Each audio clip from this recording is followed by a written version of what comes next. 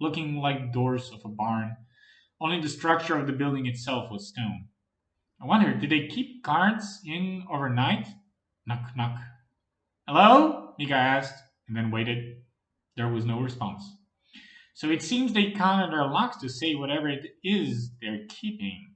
Or maybe they think it's safety numbers? That the thief will choose one of the other warehouses around here? Mika stopped wondering. He could go all day thinking, and there'd be no point. Right now he was too tired, so he needed to find a proper place to rest. He glanced down at the locked door. It was big and heavy, which would keep away most petty thieves from non-expensive goods, if that is indeed what is inside. He leaned against the door and listened with his ear upon the wood. No sound from the inside as well. Mika glanced around. It is better that the guards don't find Araka here alone. They might kill him and take my bodyguard, or worse, the Grand Baetylus and magic axe that I temporarily keep on my bodyguard. He took in a deep breath. This was a little harder now. He tried to pull magic out once more. His body shuddered, feeling the queasiness in his stomach threatening to climb up to his throat. Luckily for him, the keyhole was simple enough to unlock that he was done before anything other than water and air came out of his mouth. A click. He placed a hand on his head, rubbing its side and groaning. It's a good thing Break City is mainly human populated. The locks here can't handle the mastery of a halfling ancestry. Ha! Ha! Ah! Now. Gotta keep breakfast down. He opened one side of the large door to a stale smelling, big and dark room. Windows were barred with wooden planks constructions, the kind they likely pulled off when they started work, and on when they finished, so no thief could peek in to see what's in. Good, that should keep the guards from spotting Naraka if he keeps silent. Otherwise, there were just a lot of crates around. He looked back to Naraka and motioned him in. Come, Mika said, and Naraka did, moving past the halfling to lean across the nearest and largest crate, where the orc tried to find some shred of comfort. Mika watched with a small smile. It's almost kind of like a big baby when he's tired. That would almost be adorable if I didn't know it could probably cleave someone in half with half the excuse. He was about to exit, but stopped, looking at the crates. Should I? Mika considered for this moment.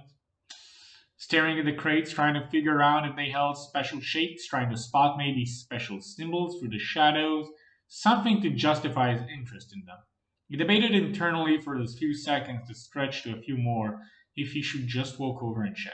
No, he concluded, closing the door behind him, telling Naraka along the way out to stay. Mika glanced at the orc. The green skin didn't respond. He saw that Naraka used the last of his strength to bring his axe to rest on his shoulder and the blade to be near his head, and if still ready for any combat that will come. Mika shook his head.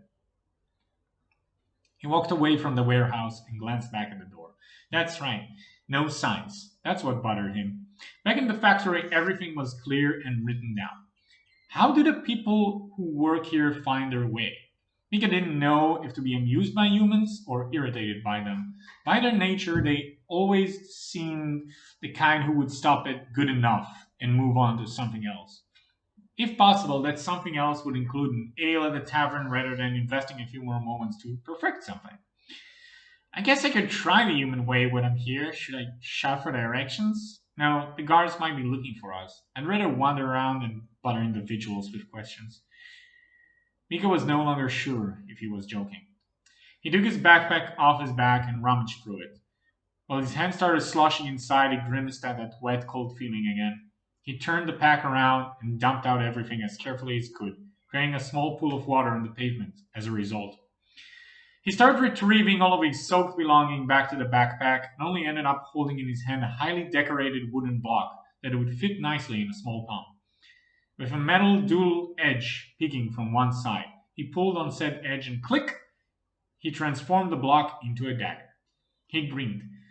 At least Father's dagger still works. He found himself bringing the edged weapon onto the wood of the big door leading into the warehouse Naraka was in, slowly marking it with an awkward-looking X. He struggled somewhat. The door was made from old wooden planks that were patched over and making a visible mark on it between the already degraded marking it had all over was hard. Maybe the people who work here can tell the warehouses by the doors, because Smear can look up at the sun. Mika did a small dance around, pointing with a finger. Now, where is the bustling part of the city? I've seen a brief shot of it before the orc kidnapped me. I don't want to be too close to the docks, so it'd be about here. He ended up pointing in a direction and began striding down the alleyways towards it.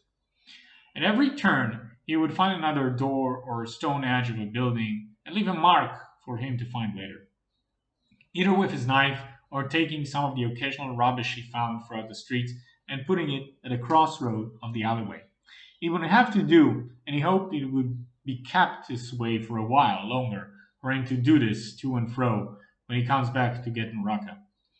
Along the paths there was no shortage of cloven baskets. He was even surprised to see some things which could be counted as people, he guessed, sleeping under the refuse and grunting at him.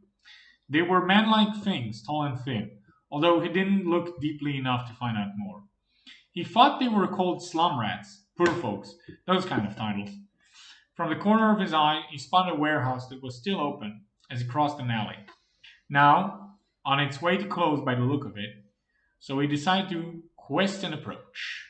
"Hello, my good fellows," Halfling waved as he approached two workers, tall, likely humans. One was tending to a donkey with some packs strapped to it. The human gave a brief glance at the halfling and then looked down to his beast of burden, finding no interest in Mika. The human by the door was glaring at the other man, tending to the donkey, as if irritated that he wasn't working faster. Likely the boss of the two. He eventually turned his entire head to Mika in a slow, rigid manner, and gave the kind of expression you give when being forced to interact with someone you have no patience to deal with after a long day of work. As he greeted Mika back in the most glorious, "Huh? What do you want? We don't know where the Grand Baetylus is. Now pike off." "Oh, no, no, my good man. I am a simple man looking for the simplest nearby tavern. Might you be able to point me to one?" Mika grinned, putting forth his best while looking at his worst.